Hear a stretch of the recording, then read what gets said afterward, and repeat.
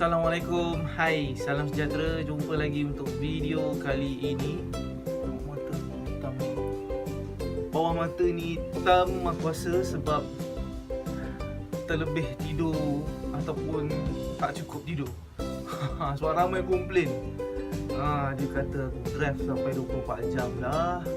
Kan ada yang kata aku duk minum ketum lah. Tapi itulah dia ni, aku rasa sebab tak cukup tidur, ataupun kalau cukup tidur dia terlebih tidur. Tu jadi hitam-hitam macam ni. Okay, so bukan nak biar-biar pasal tu sebenarnya. Okay, hari ni kita nak layan video apa nama ni, bahayanya menjadi pemandu. Okay, aku rasa tak kisahlah pemandu lori ke apa ke, tapi video ni YouTuber Singapura yang buat. Okay, tapi mungkin ada poin-poin yang relevan untuk digunakan untuk kita kat Malaysia ni. Okay, mari kita tengok sesama video ni. Hi, I've been working in benefit for so many years, but I've quit to start my own business. You know what people always say, right? Why work for others when you can work for yourself? It's either you set your own goals or you work for the goals of other people. Which is why I am a private hire driver. As my own boss, I can set my own direction, my own time, and most importantly, I don't have to listen to anybody's instructions, you know. And also, right, Uncle, Bukit Batok Crescent. Crescent, okay. Some people think that being a private hire or cab driver could be the best job in the world. You have your own transport, you have your own working hours, and you are your own boss. After all, you don't have to listen to anyone except for yourself. But nothing could be further away from the truth. Uncle, 为什么还没有走啊？走，你们这些年轻人哦。Aside from the stress and long working hours, being a private hire or cab driver isn't exactly safe as well. Here are 10 dangers that a private hire driver faces. Well, taxi drivers also lah. Here are some numbers to scare you. Accidents, poisoning and violence, including suicide, is the 5th leading cause of death in Singapore in 2007, and in 2016 there were a total of 140 fatal accidents and 8,277 accidents that resulted in injuries. While not all of them could implicate the driver, he is on the road, which means the danger is much higher. Now think about it. 8,277 accidents mean that there are about 22 accidents daily that resulted in injuries. If your grandparents have once told you that driving is one of the most dangerous activities in the world, they're pretty much correct. Most PHV drivers in Singapore rent their cars, and if they get into an accident, they would have to pay the CDW, Collision Damage Waiver, sort of like excess for personal cars. While they won't need to pay a cent if it's not their fault, it's almost impossible for one not to have a moment of carelessness, especially when you're driving almost 8 hours daily. The CDW could range from 1,000 to 4,000 depending on the car rental company, while excess for an owned vehicle is usually about 500. Vehicle owners are usually more concerned about their NCD than excess. If a driver earned 30k a year and got into 2 accidents, with the CDW at say $2,000, he would have his salary deducted by almost 13%. As a normal driver, you might think that getting into 2 accidents without injuries a year is not uncommon. Imagine having to drive 10 times the journey. It's a scary thought, isn't it? Do you know that if the average rating you get is below a certain star, your account will be suspended? This is the reason why most of the PHV drivers are politer than cab drivers, hoping that you'll give them a 5-star rating. But here's when it gets tricky. Some people like to give 3 stars as an average. In other jobs, all you need to do is do as you're told, and you get to keep your job. Mostly at least. As a PHV driver, you need to go beyond the job of driving to keep your job. Imagine the horror when you realize you're out of a job because you've fetched too many of those 3-star warriors. But of course, not all private hire firms have this policy, but hey, that's how the industry works. Accept or be replaced. This isn't an if, but a when. Driverless car technology is already here, and now it's a matter of time of how to make society accept it. In fact, Singapore is one of the 7 cities featured in a Business Insider article to be the forerunner of driverless cars. Ironically, the ride-hailing firms are also the ones who have invested in driverless cars. It's like a school investing in robot teachers. All it takes is just one change in the policy, and drivers all over the world will be flooding job fairs, which would have serious repercussions. Watch on. Unless you're a PHV driver, you most likely won't know about the incentives that drivers get on top of the fares that they earn. Ride-hailing firms give monetary incentives to drivers who clock a certain number of trips within a period.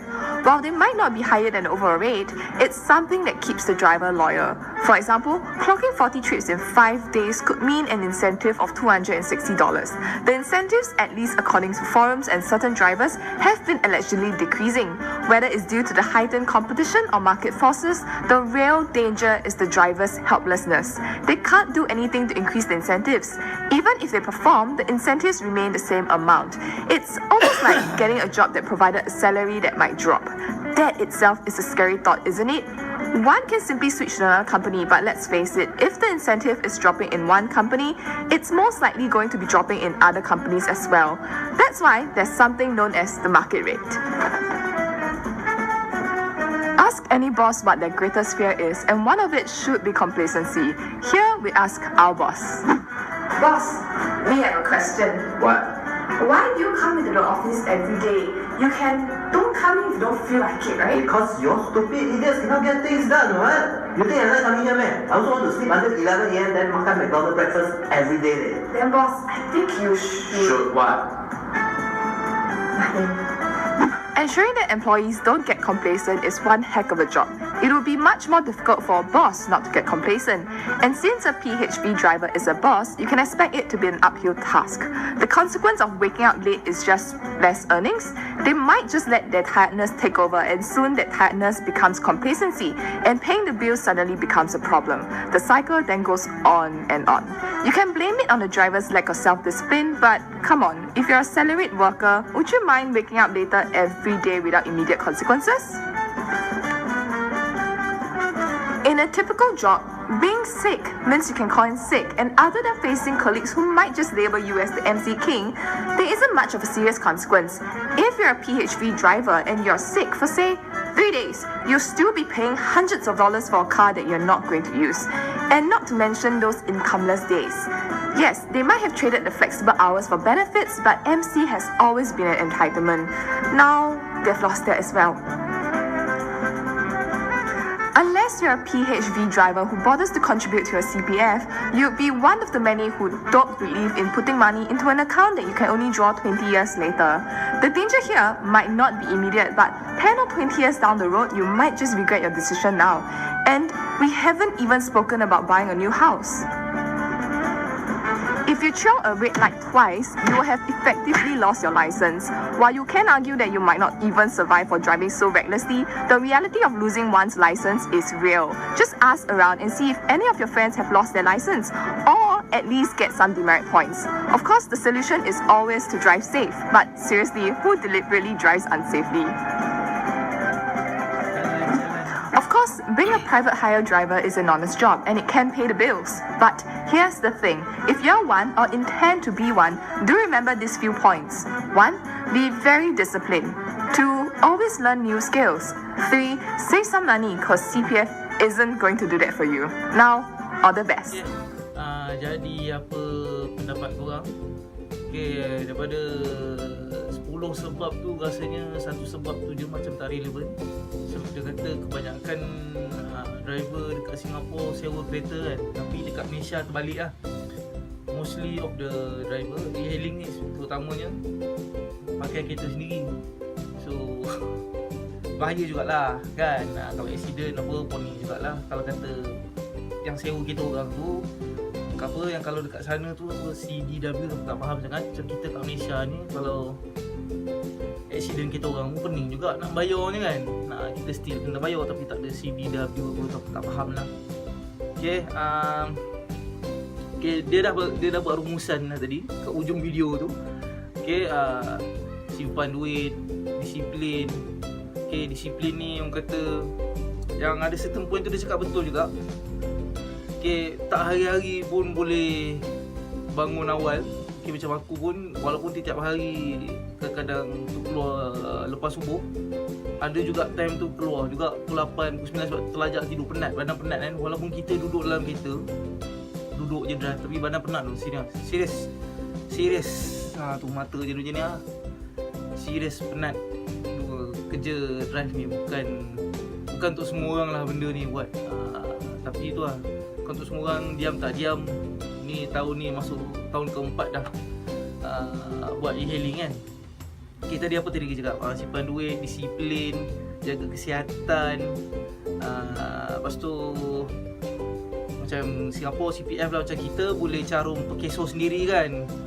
Dengan EPF kita boleh carum sendiri, tak ada masalah. Tapi kita kena carum, kena simpan lah. Dia sama juga dengan poin nombor 1 tu. Nombor 1 tadi, tadu. Nombor 1 tadi, okay, simpan duit. Okay, apa-apa jadi pun kita kena simpan duit, kena disiplin simpan duit. So tak adalah terlepas nak payah kita punya loan ke apa, loan time kita kerja dulu kan. Macam loan kereta sekarang ni tak adalah temis kan. Tu je, disiplinkan diri anda. Okay, tak ada apa dah kot. Tu je, harap video ni beri manfaat. Okay, link kepada video asal macam biasa aku akan letakkan dekat description kat bawah atau deskripsi kat bawah. Kau boleh tengok.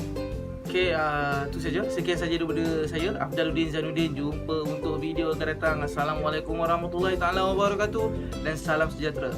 Bye.